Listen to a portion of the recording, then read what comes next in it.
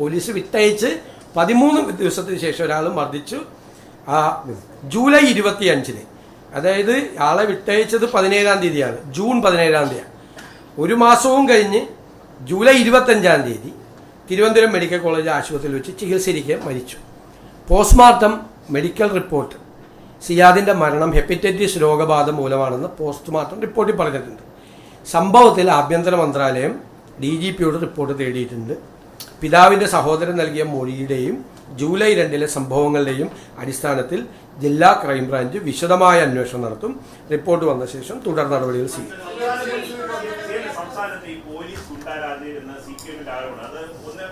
പ്രധാനപ്പെട്ട ചില കാര്യങ്ങളോട് ചൂണ്ടിക്കാട്ടി കുണ്ടറയിൽ കഴിഞ്ഞ ദിവസം ഉണ്ടായ സംഭവം, അങ്ങേ കാണാൻ വന്ന ഒരു വൃദ്ധയെ മർദ്ദിച്ചു എന്ന പരാതി, പത്തനംതിട്ടയിലെ 3 സംഭവങ്ങൾ തുടർച്ചയുണ്ടാകും. 3 മാസം പോലും ചെയ്യുന്നതിന് മുമ്പേ സംസ്ഥാനത്ത് പോലീസിനെതിരെ ആഭ്യന്തര വകുപ്പിനെതിരെ ഗുരുതരമായ ആരോപണമാണ് പ്രതിപക്ഷം മുന്നോട്ട് വയ്ക്കുന്നത്. പ്രതിപക്ഷം അങ്ങനെ പറയട്ടെ. എന്നെ കാണാൻ വന്ന വയോധികയെ പോലീസ് കയ്യേറ്റം ചെയ്തെന്ന് പറഞ്ഞാൽ തന്നെ തെറ്റായ വാർത്തയാണെന്ന് നിങ്ങൾക്ക് എല്ലാവർക്കും അറിയാമല്ലോ. പ്രായമായവരെ മുഴുവൻ ഞാൻ താഴെയാണ് കാണുന്നത്, ഡിസേബിൾഡ് ആയിട്ടുള്ള ആളല്ലേ. 3 മണിക്ക് അവിടെ ചെന്ന് അവരെ കണ്ടതിന് ശേഷമാണ്, മിക്കവാറും 100-ലധികം പേര് അവിടെ തന്നെ ഉണ്ടാവും. അവരെ കണ്ടതിന് ശേഷമാണ് ഞാൻ മുകളിൽ വന്ന്, ചിലപ്പോൾ പ്രായമായവരല്ലാതെയും ചിലപ്പോൾ കയറി വരും, പ്രായമായവരുണ്ടാവും. ഞാൻ അവരെ ഇവിടെ നിർത്തണ്ടെന്ന് വിചാരിച്ചിട്ടാണ് അവർക്ക് അവിടെ ഇരിക്കാനുള്ള സൗകര്യം. കാരണം ഡിസേബിൾഡ് ആയിട്ടുള്ള ആളുകളൊക്കെ വന്ന് ഈ വരാന്തയിൽ നിൽക്കുമ്പോഴുള്ള വിഷമം കൊണ്ടാണ് താഴെ അത് ഓപ്പൺ ചെയ്ത് ഡിസേബിൾഡ് ആയിട്ടുള്ള ആളുകൾക്കും പ്രായമായ ആളുകൾക്കും ഇരിക്കാൻ സൗകര്യം കൊടുത്തത്. ഈ വയോധിക വീണ്ടും വന്ന് ബഹളം ഉണ്ടാക്കി. അവർക്ക് ഒരു കേസ് കൊടുത്തിട്ടുണ്ടായിരുന്നു. ആ കേസ് കോടതിയിലാണ്. എന്നെ വന്ന് കണ്ടിരുന്നു. നമുക്ക് ചെയ്യാൻ പരിമിതികളുണ്ട്. കേസ് കോടതിയിലാണ് ആൾക്ക്. അപ്പം അവർ താഴെ വന്ന് ഭയങ്കരമായി ബഹളം ഉണ്ടാക്കിയപ്പോൾ അവരെ പോകാൻ നിർബന്ധിച്ചിട്ട് അവർ പോയില്ല. അന്ന് അവരെ പോലീസ് കൊണ്ടുപോയി. ഇവരെ മകളെ വിളിച്ചു. അപ്പോൾ മകൾ വന്നില്ല കൊണ്ടുപോകാൻ. എന്നിട്ട് പോലീസ് ജീപ്പിൽ കയറില്ല എന്ന് പറഞ്ഞിട്ട് ഒരു ഓട്ടോറിക്ഷയിൽ കയറ്റി റെയിൽവേ സ്റ്റേഷനിൽ കൊണ്ടുപോയി ടിക്കറ്റ് എടുത്തിട്ട് അവരെ യാത്രയാക്കി. ഇതാണ് സംഭവം. തെറ്റായ വാർത്തയാണ്. അല്ല, അവർ പരാതി കൊടുത്താൽ എന്ത് ചെയ്യാൻ പറ്റും? അവർ തെറ്റായ പരാതിയാണ് കൊടുത്തത്. ഞാൻ അവർക്ക് എന്താണ് ഞാൻ പറഞ്ഞത്, അവർക്ക് നിങ്ങളൊന്ന് അന്വേഷിച്ചാൽ, നിങ്ങൾ അന്വേഷിക്കാൻ കൂടി വേണമല്ലോ.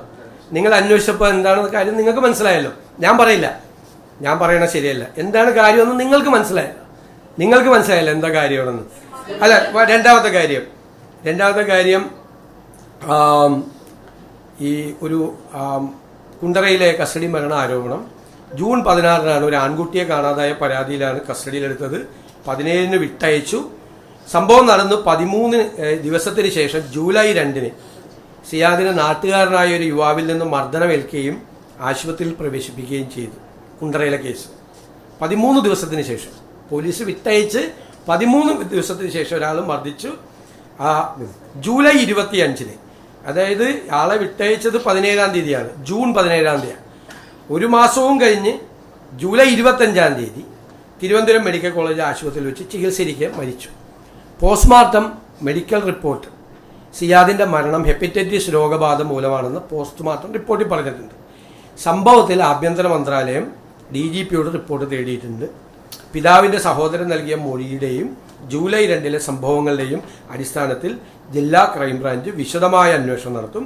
റിപ്പോർട്ട് വന്ന ശേഷം തുടർ നടപടികൾ സ്വീകരിക്കും.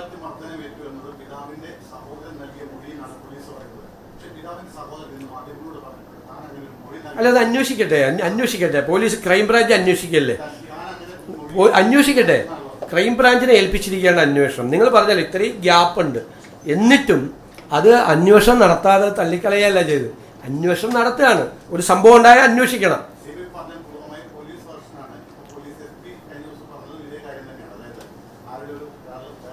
അല്ല, ഇത് പറഞ്ഞാണ് ഇതിന്റെ ബാക്ക്ഗ്രൗണ്ട് പറഞ്ഞിട്ടും ഗവൺമെന്റ് എന്താ തീരുമാനം എടുത്തേക്കുന്നത്? സർക്കാർ തീരുമാനം എടുത്തേക്കണം. ഞാൻ മൊഴിയുടെ കാര്യമാണ്. സർക്കാർ എടുത്തേക്കുന്ന തീരുമാനം എല്ലാ അടിസ്ഥാനത്തിലും ജില്ലാ ക്രൈംബ്രാഞ്ച് വിശദമായ അന്വേഷണം നടത്തും. ആ റിപ്പോർട്ട് വന്നാൽ ആ റിപ്പോർട്ടിന്റെ അടിസ്ഥാനത്തിൽ സർക്കാർ തീരുമാനം.